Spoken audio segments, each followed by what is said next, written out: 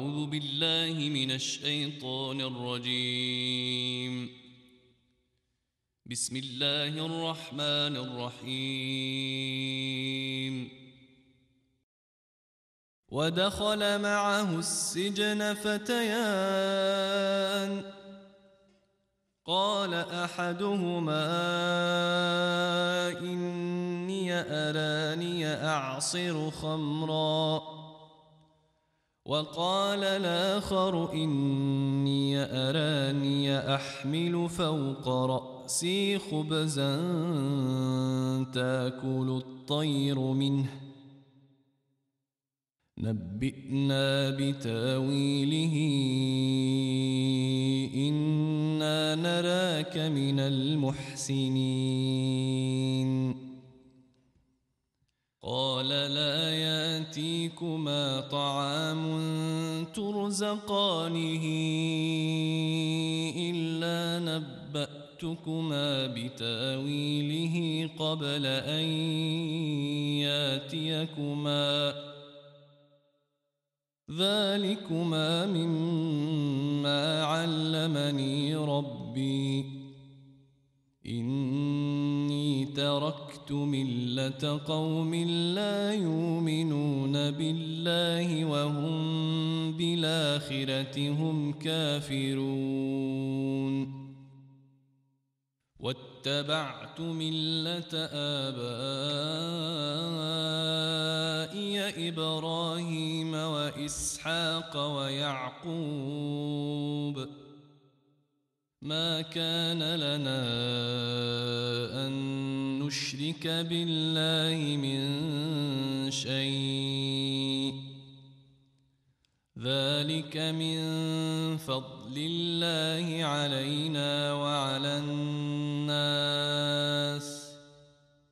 ولكن أكثر الناس لا يشكرون. يا صاحبي السجن أرباب متفرقون خير أم الله الواحد القهار ما تعبدون من دونه إلا أسماء سميتموها أنتم وآباؤكم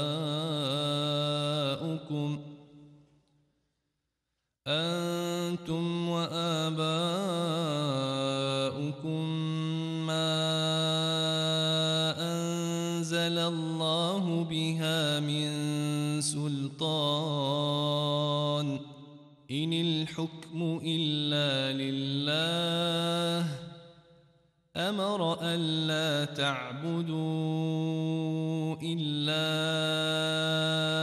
إياه ذلك الدين القيم ولكن أكثر الناس لا يعلمون.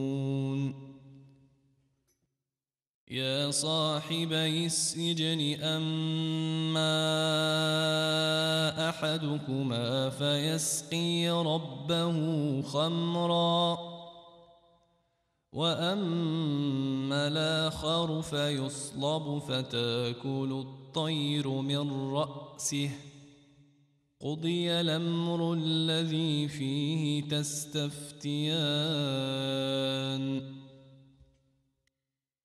وقال للذي ظن أنه ناج منهما اذكرني عند ربك فأنساه الشيطان ذكر ربه فلبث في السجن بضع سنين